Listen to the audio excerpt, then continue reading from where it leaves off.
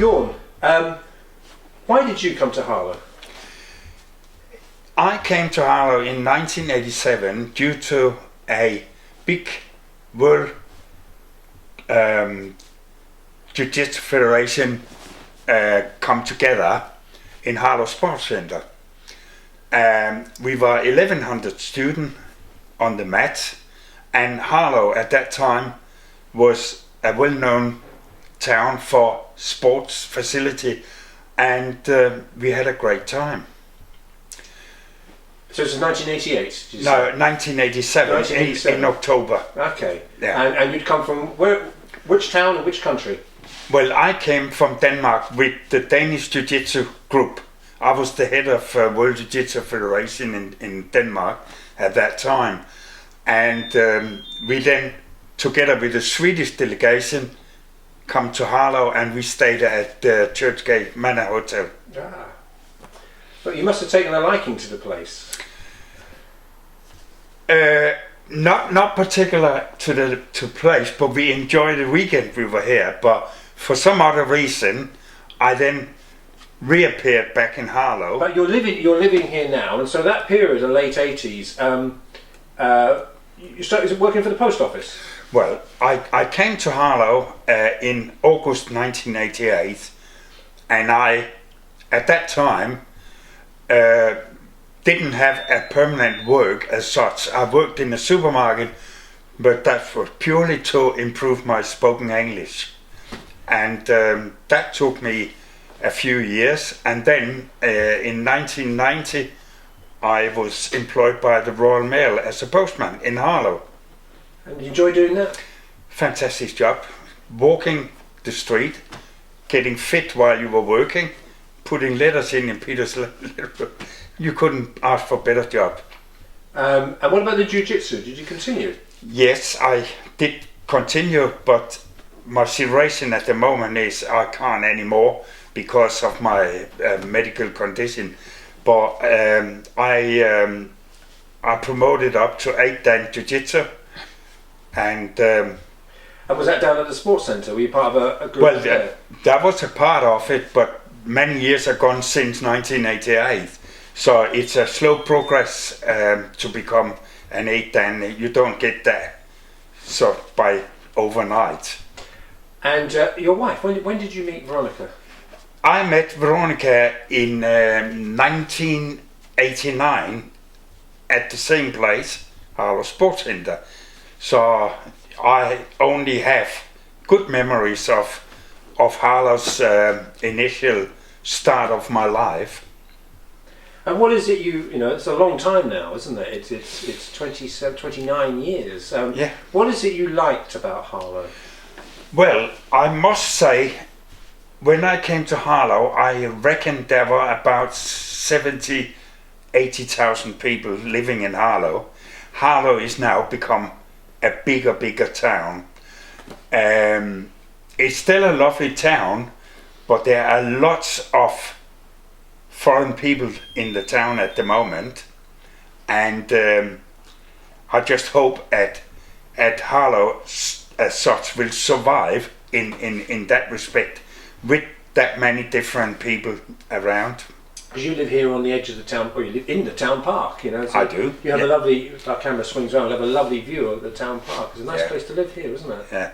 Yeah. It is a nice place, and I gotta say, I have never had any issues or problem at all in Harlow. Nothing with violence, nothing with crime or anything. So in respect to that, I think it's a question about people that get into violence and problems like that. They put themselves in that situation in many times. Yeah, I'm not surprised that a man with a black belt in Jiu-Jitsu has had a problem with violence. You know, it's you know. That I can say, Mike, that doesn't count. No. You as a person decide if you want to get into something. I mean, I have luckily never been in a fight in any way, so I'm lucky. Yeah. we're interviewing people from all sorts of nations in this part of this. Why I came here, why they came here. Have you met anybody else from Denmark who moved to Harlow? I have met. For a long time ago, there were a man and a wife in. I think it was in Bischofsdorf they lived, but they had a factory here in Harlow where they produced postcards and posters, and they were Danish. Ah. Yeah. One thing I love about Harlow is, and the reason a part of this project is individuals and characters and personalities, and I guess somebody that we both knew was your father-in-law, Jim Cullen. Oh, he was a character. Yeah. Tell us a little bit about him. Well, he was a man with his own mind. He was engaged with everyone. He could talk to everyone. But my goodness, don't come across him. He will tell you what is right or wrong. Just carry on. Yeah. But someone like Jim Cullen, a Liverpudlian, a real true socialist, wasn't he? Yeah.